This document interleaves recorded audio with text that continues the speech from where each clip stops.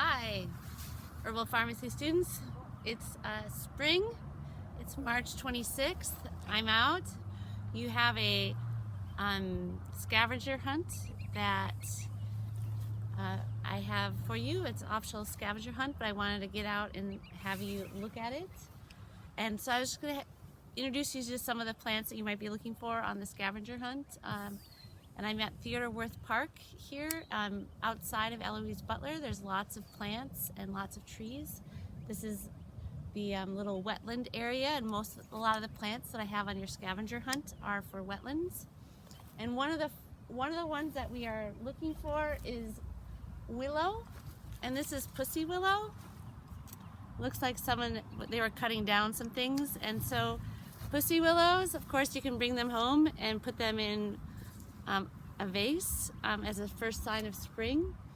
The Latin for the willow species is Salix, S-A-L-I-X. And there's different species. There's a lot of different willows. There's also willows that do not have pussy willows on them. But every single one of the willows have salicylic acid in them, which is the precursor to aspirin. And the way that we get that off of the willow tree, actually it's right now when the pussy willows come out, is to grab the bark. And if you can see on this stem, I cut off one that was already damaged, so I'm not harming the tree. Actually, willows grow back really quickly. And we have this inner part of the stem, the inner bark. We have this outer bark, which is gray. And basically, what we're trying to get when we are taking the bark is this inner bark, which is green. And it just slips right off the outer bark. And then this in here should taste like aspirin. And it tastes like aspirin. And it actually, what's interesting is that it has the same anti-inflammatory properties as aspirin, and this was used for pain. The interesting thing about willow bark, unlike aspirin, is that it does not cause gastric bleeding. So it's an aspirin source that does not cause gastric bleeding. It can be used topically, it can be used for headaches, it can be used for bodily pain, anything that you'd use aspirin for, and it's used for fevers. And so this is basically what the North American tribes, and actually countries all across the world, would use for pain relief before the invention of aspirin by Bayers in the 1930s. And it was actually done from these chemicals that were in here. So it tastes like aspirin. And the bark can be dried, it can be made into a tincture. You know, the outer bark, the gray portion of it, you don't have to separate it from the green bark. You could just take the whole thing. It's just that you'll have less potency in your, so if you can get the green inner bark separated out, then you will have a more potent dried form. And there's kind of lots of ways to do it, but it's these little stems that you take, and I tend to cut it off completely when I do it, because then I'm not harming the tree as much. I cut it down to the main stem. You could cut down the whole tree. Willows grow back really well. That's why a beaver can come through and gnaw the whole thing down, and then the willow stand comes back up the next year. So that is our pussy willows. And one of the things I want you to look for, and I would have to say that Theodore Wirth Park has a lot of pussy willows in it.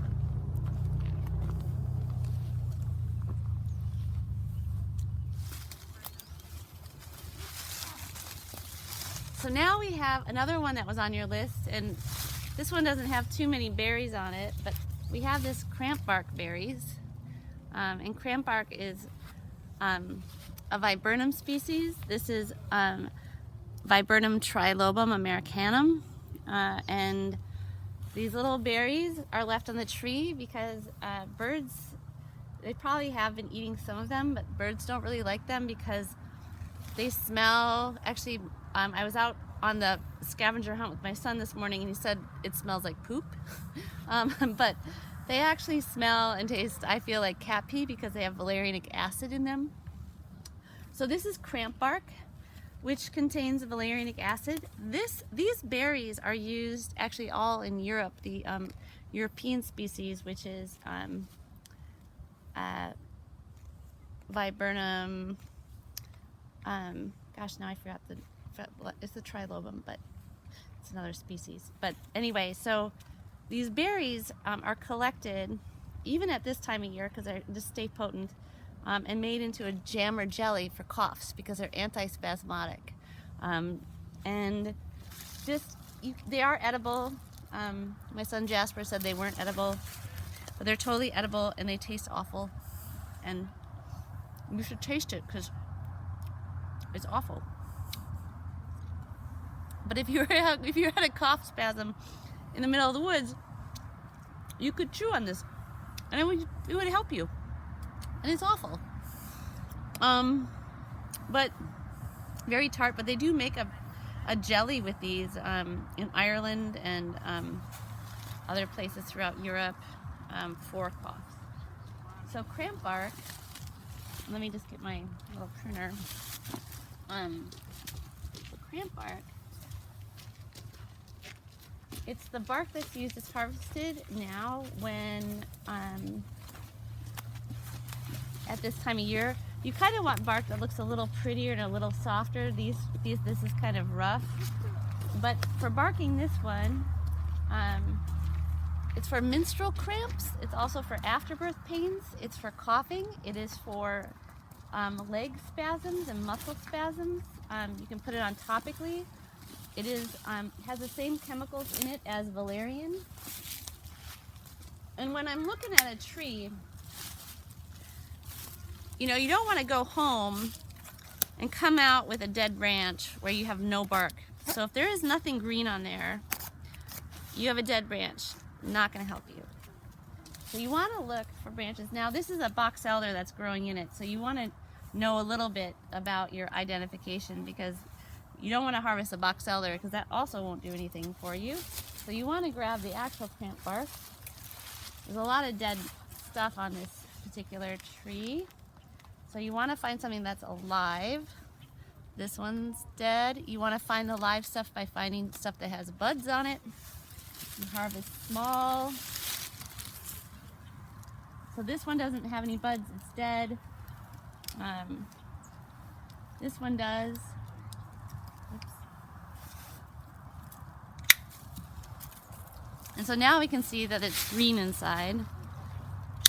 And to take the bark off, you just slip it right off and you get that green stuff. And I tend to leave the outer bark on. My tinctures still work, but a lot of people want to separate everything. But it's really hard to separate sometimes the green bark, especially for cramp bark, because the outer bark is kind of tight on there. And it smells like valerianic acid. And you want to make sure you can taste some stuff when you're doing it, when you're picking it out. This one's not as strong as some. And then if you're collecting bark for tincture or for drying, you just have like little slivers of it, and you can dry those, and you want maybe small pieces because it's easier to make tea out of. And then you put this in tincture. The ratio is 1:4. I use brandy, but all you have to do now for positive ID is to look at the berries. Now, one thing about viburnums, and how it's tricky with this maple too, is there's a little saying. There's not many plants that are opposite in stem. So with the viburnum, when we're talking about opposite branching, it's that the branches go opposite one another. And there's only a few, and there's only a few that do it, and maples do it too. So this box elder that's sitting next to it is also opposite because the branching pattern is opposite. And Mad dog, vibrant cat. Those are the plants, those are the trees that have opposite branching. So maples, ashes, and dogwoods have opposite branching. Viburnums, which all viburnums, viburnum is a big family, so crampbark is a viburnum. Mad dog, vibrant cat, so maples, ashes, dogwoods, viburnums, and catalpa. So those are the plants that have opposite branching, very few. The rest have alternate branching. So if we look at this, most trees have alternate branching where the branches go one, two, and so that gets a little harder. So if you ever see branches that are opposite, you can really kind of have an easier time with your identification because there's very few that have that opposite branching. So this is not on your list, but maybe I will put it on your scavenger hunt list. But this is really prominent red buds on the end. And these prominent red buds belong to the basswood tree. And the buds will probably in 3 weeks unfurl. And these prominent red buds are just, it's kind of unusual for a plant to have this type of red buds. They start turning green and puffing up. Once the leaves start unfurling, it's edible, and because this is a part of the Malvaceae family, which is a member of, other members are okra and marshmallow and other mucilaginous plants, the leaves when they come out are completely full of mucilage, and you can eat them while you're walking in the woods, and you'll just feel like a spit in your mouth. And so if you have a dry cough or any type of, like, if you're dry mouth, or if you're like me and you're out in the woods talking all the time, it's kind of nice to grab some and get some moisture into your mouth. One thing about basswood, which is unique as well, and this is linden. So in the European species they call the lime flower. This is Atilia americanum. And one thing about basswood is they always have suckers on them. And so when we're looking at one of the predominant forests in Minnesota is the maple basswood forest. And you can tell a basswood forest if you see clumps of trees, like where there's a bunch of different suckers or bigger trees going around a parent tree. And you can tell that you're in a maple basswood forest, which means you're not going to find any medicinal plants, because maple and basswood forests suck up all of the water in the forest and don't make it available for plants. And so when I go hunting for herbs, when I'm out in the woods, I stay away if I see maples and basswoods, and I go to the oaks. But yes, so look for these when they start to unfurl. They have heart-shaped leaves. Linden is a remedy for the heart, which is really kind of funny, like the heart-shaped leaves, and it's a remedy for the heart. And the flowers is what I predominantly collect. The flowers are the only moistening nervine. Most nervines that help people calm down are drying. So if someone is a more dry person, this one helps people calm down and moisten them at the same time. It's very rare in the herb world to have both of those things together. And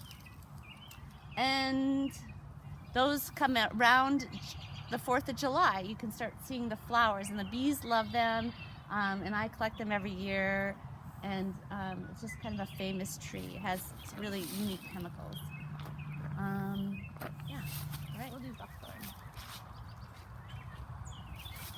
This is another tree that you will find mostly of, and so I might as well put it on your list and talk to you about it.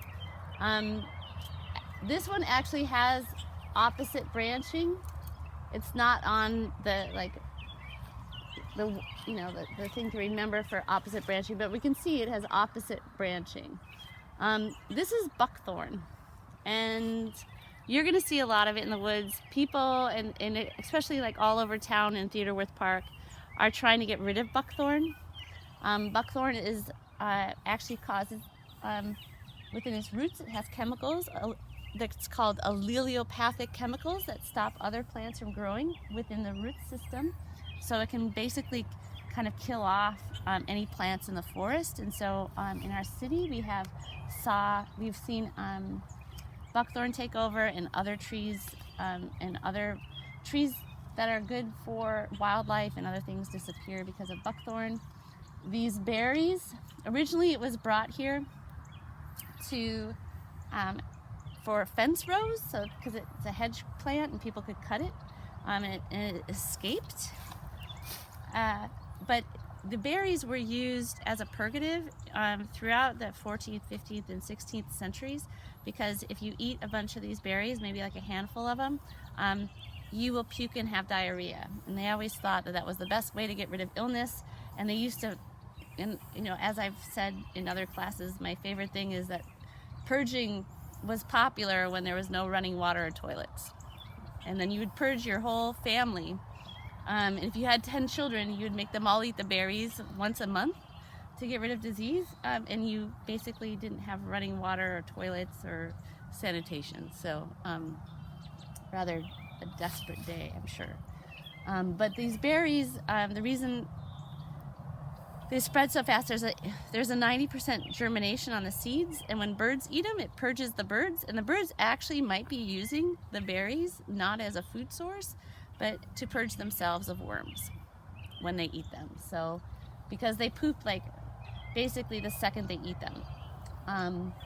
So it's not a good food source for wildlife and animals, but they are working on getting rid of them. But you'll see a lot of this if you're walking around the woods and doing the scavenger hunt. You'll see lots of buckthorn, so I thought I would show it to you. You will definitely probably see blackberries on it. Amazing, there's so many of them. Yeah. All right, so here we are. If you can see this stand of like whiter trees kind of going through that are coming up. This is quaking aspen. We actually have some of our cramp bark right here. The berry's still on because birds don't like the taste of them. And here it is. It's this white bark. The quaking aspens are clones, and so all of the trees in the stand share the same root system. So it's actually one tree with clonal trees coming up. So it's one root system. They can get very large amounts of stands. They, anyway, take two, right? So one of the things about quaking aspen is the outside of the bark has a white film on it.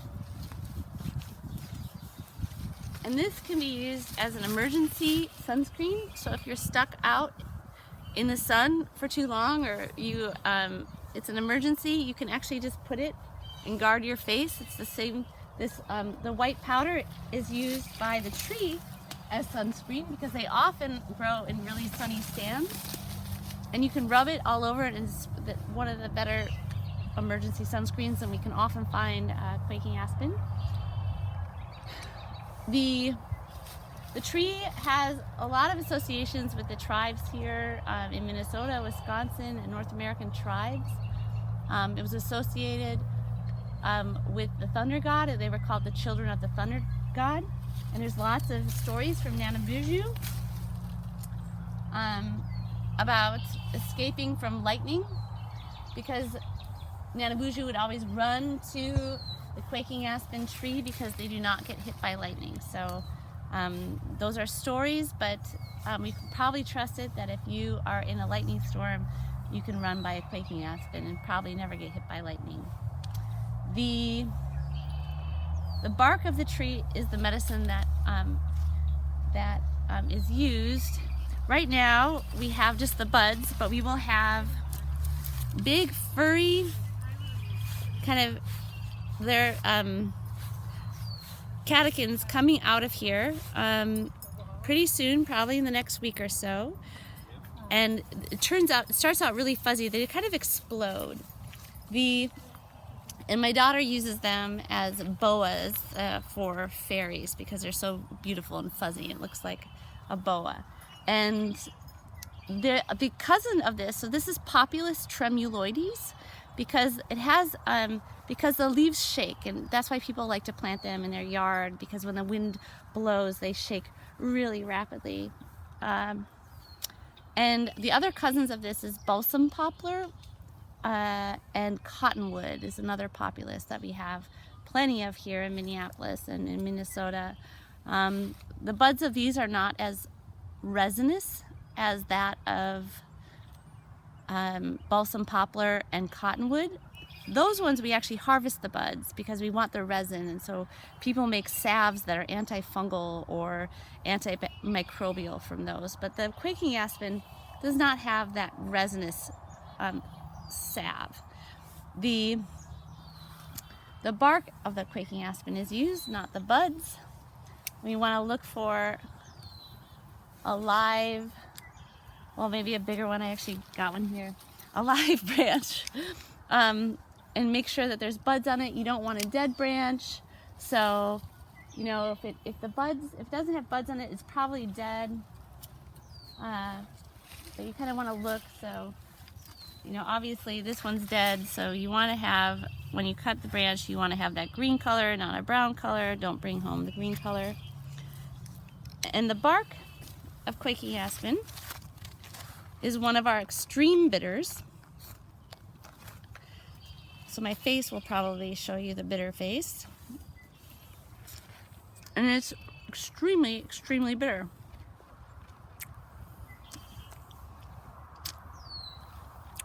And it's really, really bitter.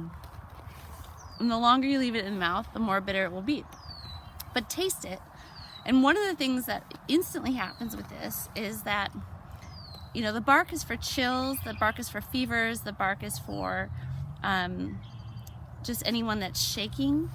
And I have used it when, you know, going for a walk in the woods, and maybe you've been going too long and you start to get cold, and your hands start to get cold and your feet start to get cold. But if you chew on the bark, you will be instantly warm. It's amazing. It will warm up your whole system, and you will no longer be cold anymore, and it releases all the blood to the surface again, and your hands and feet stay warmer, and you stop having the chills. And I've had many herb walks where students you know, are like sitting there like, can we keep walking? Like, I'm freezing, Erica. And I'll just keep talking and talking and talking. And then I just have them put some quaking aspen in their mouth, and they instantly all feel better, and they're not shaking and shivering anymore. So it's a great source for that. Another thing about the extreme bitters is it actually turns on your detailed eyesight. It actually contracts the pupils so that you can actually see more detail, and it actually sharpens your vision. And this is because it's working on the vagus nerve the second that you put it in your mouth and taste it, and which also means that it's a relaxant. And so, you know, I've always heard for people that have like anxiety or are triggered really fast in anxiety to use quaking aspen because it puts them in the parasympathetic relax mode. It does not help with sleep, but it does help with extreme anxiety and fear. So it's one of those trees. It's also used for fevers. It's, you know, it's not something that you find, I mean, as plentiful as it is, it's not something that you find in the stores. Like, you don't find tinctures of quaking aspen in the stores. You have to harvest it yourself, and there's plenty around all over the woods. And it's just a great tree that, you know, was given to us by and used by the North American tribes here. It was also used as a starvation food because with that extreme bitters, and what we know about bitters is that because they work on the vagus nerve, they get the whole stomach coordinated, and it builds up appetite. And so, you know, they say starvation food. This is not what is giving the nutrition. The starvation food is you are so hungry you will eat anything. So that like mush that you don't really want and it doesn't taste good and there's no spices in it if you're starving is going to taste really good because hunger is the best spice. So this will make you even more hungry, and they would give it to children too, because the children would be like, no, I don't want to eat that when they if there was like starvation through the winter, and then they give them this and then they will eat it. So that is why it's one of the starvation foods. Of a bud that looks good. Not that one, not that one. Not that one.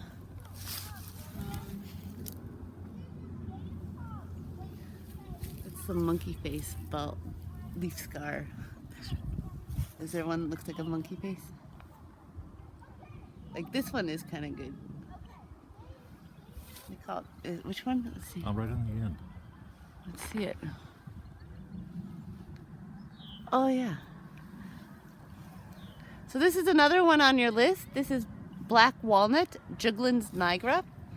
And this one I had you look for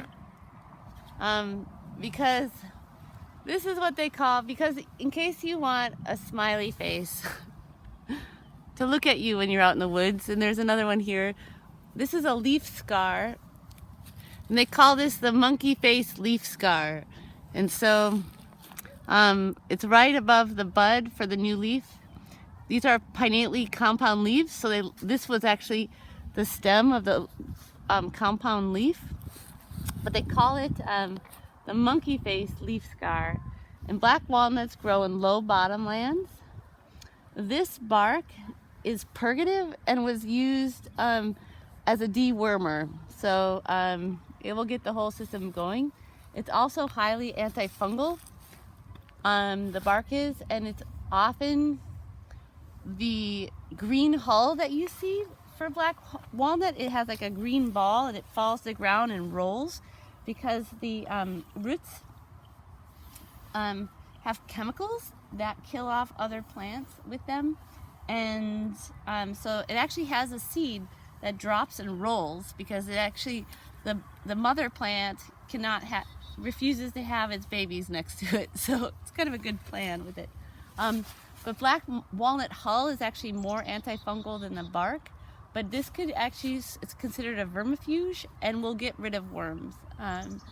The other thing that it gets rid of is fungus. And so, and it can be used topically, it can be used internally for candida and other things like that, and chronic kind of fungal issues. So it's kind of a neat one. I tend to not use the bark because the leaves and the hulls have a little bit more antifungal properties and they don't cause you to purge through the bowels. so that's black walnut. But look around. It has grayish stems, it has gray buds, and then it has, just kind of look for it, it has the monkey faces on them, little monkey faced leaf scars, or you could say aliens, whatever you want, like whatever you want to call it, but people tend to say monkey face.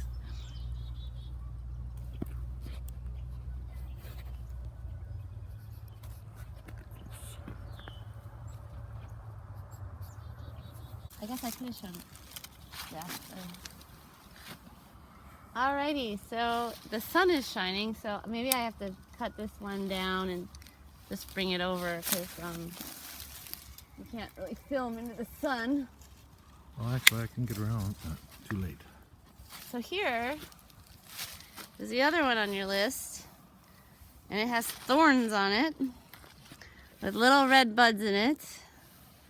And it looks rather, now this is not my favorite bark to harvest, because if I fill my bag with it when I'm walking through the woods, then I take it out, I'm usually full of cuts because it has rather intense barbed stems. And this is prickly ash.